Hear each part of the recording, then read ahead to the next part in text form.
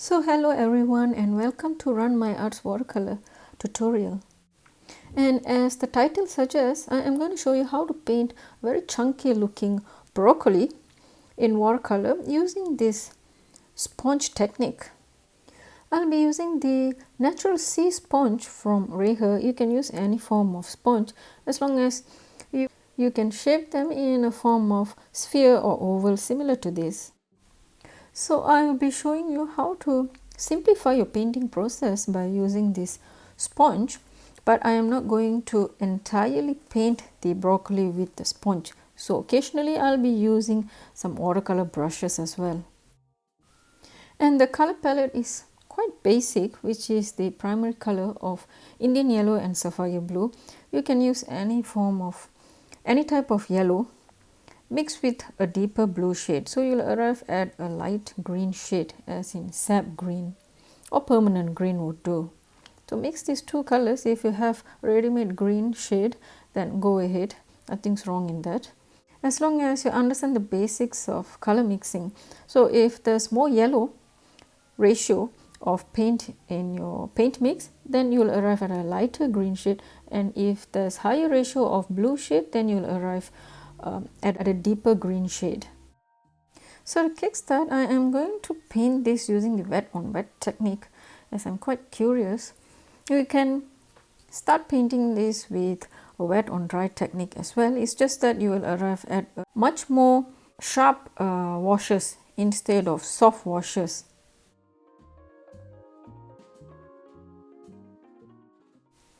Alright, time to use the sponge, and before I soak the sponge with paint, I'm going to soak it with clean water first.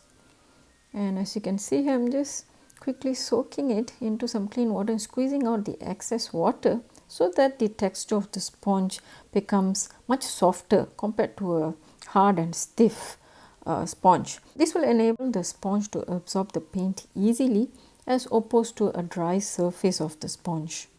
So while the paper is still wet, as you can see here, I have already press the wet sponge onto the paper, and I've also reloaded the same paint mix, which is the light green shade or sap green.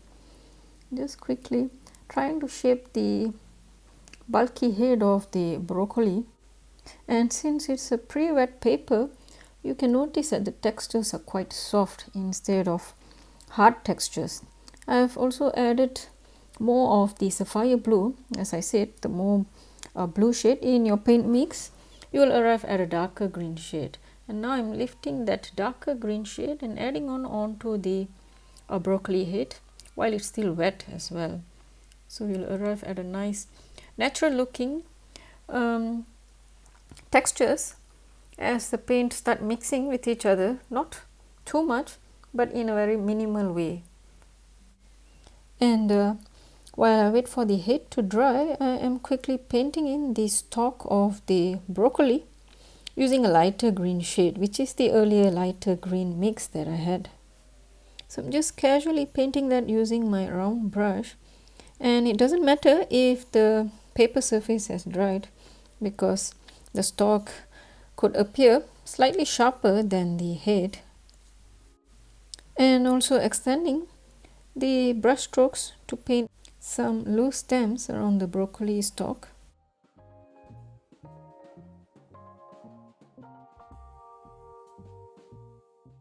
So here's the outcome of the completely dry painting, and you can see here some interesting pattern and color mixing created by the sponge technique. Just a quick mention that I have also done some hydrangea painting using the same sponge technique. So if you'd like to check that out, I'll leave the link on the screen as well as in the description.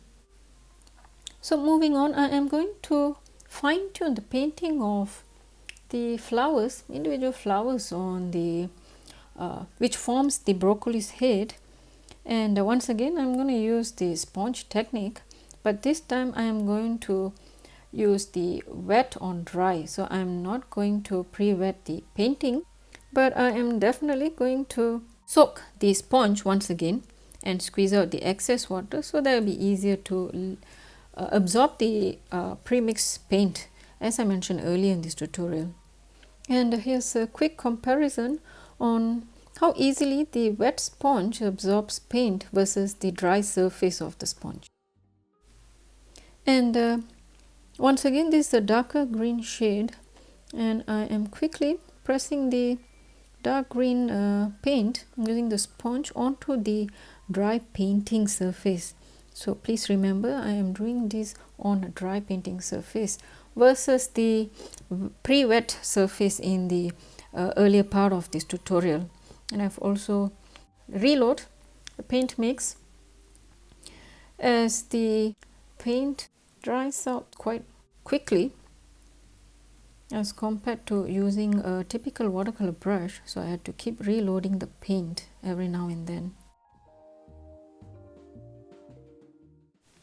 So once I'm happy with the look of it, I'm going to leave it to dry, and I'm making the similar paint mix to paint in the stalks. Once again, fine tune the stalks and stem onto the broccoli.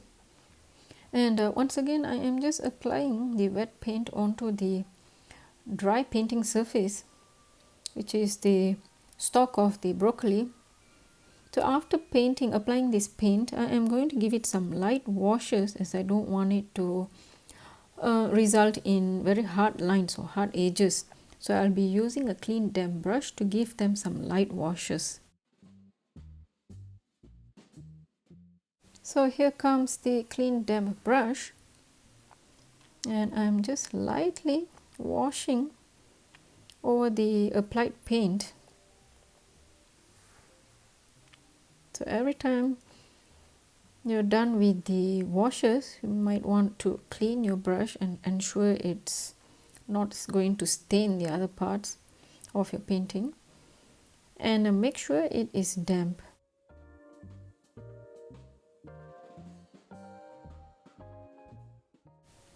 Alright, once the painting is dry, I am going to make more details. So this point forward, I am going to use the brush, and I have mixed a little bit of sapphire into my green mix so that it appears much darker. And using the tip of my brush, I am just roughly making some random pattern onto some part of the broccoli head. If you wish to continue using the same sponge, especially using the dry part of the sponge, go ahead. I just felt that I needed only a small part of the adjustments to be made onto this broccoli head, which is why I stopped using the sponge, and I thought there will be more control using the brush instead. And after applying the paint, I am going to use a clean damp brush to lightly wash them off so that it doesn't appear too harsh on the painting, similar to what I did onto the broccoli's stalk and stem painting.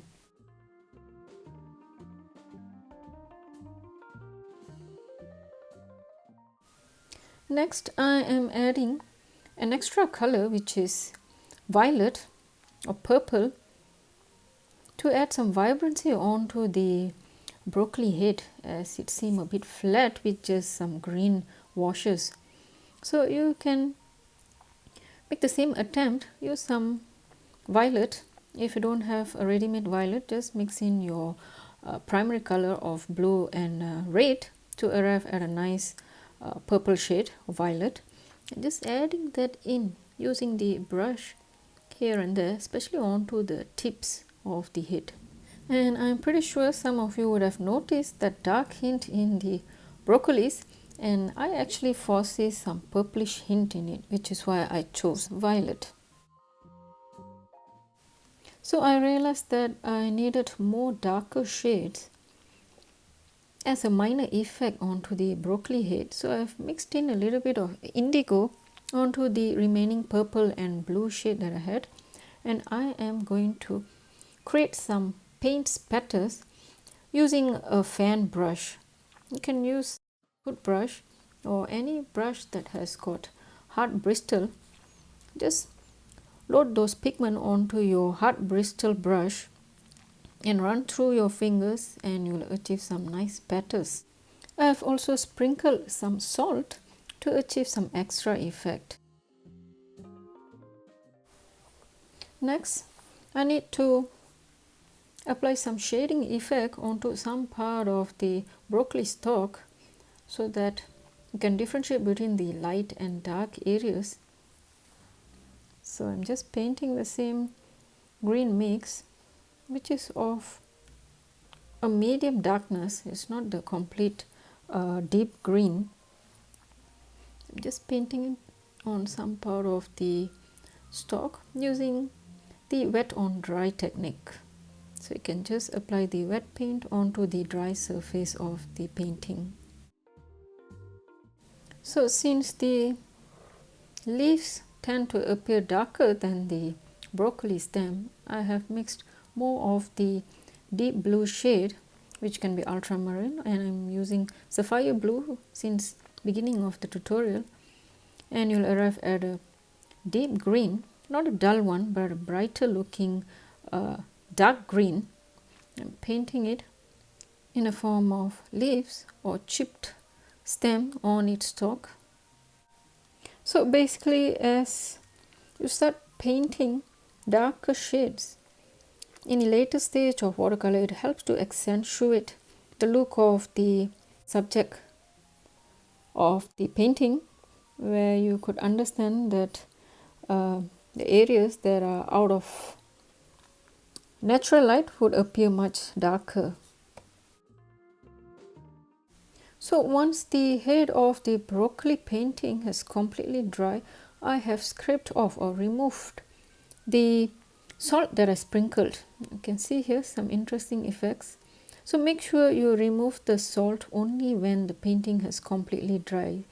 Otherwise you wouldn't be able to achieve the salt effect. So I am going to make more fine-tuned details. Since the nature of watercolor is they dry really light, you can only notice that once the painting has dried. So I felt I need to darken some part of the broccoli head as well as its stems and leaves. So I'm using an even darker green shade by adding more of the sapphire and arrived at this paint shade, and I am using a rigger brush since I'm going to paint in some fine lines onto the head of the broccoli. And if you don't wish to proceed with this extra fine tuning, you can leave the painting as it is. It's your painting. You should be happy with what you wish to see. So otherwise you can just follow this next few steps. Basically it's just a repetition process.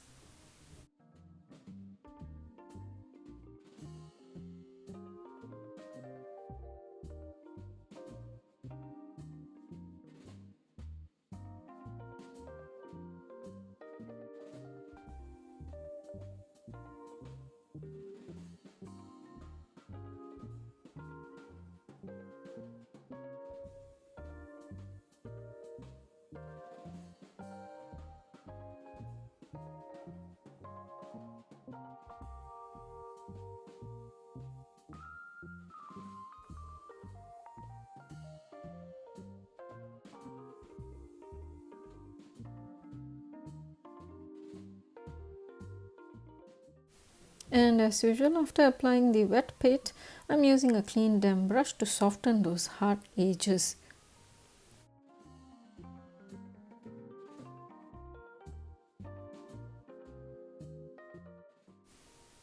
Back with the violet colored paint spatters,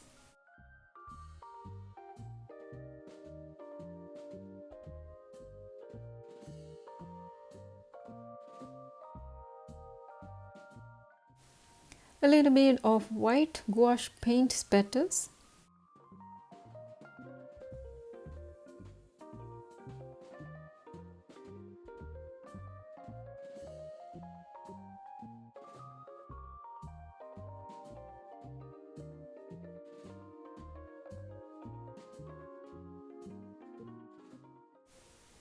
Also extending the white gouache paint as highlights onto some part of the broccoli, especially onto its leaves.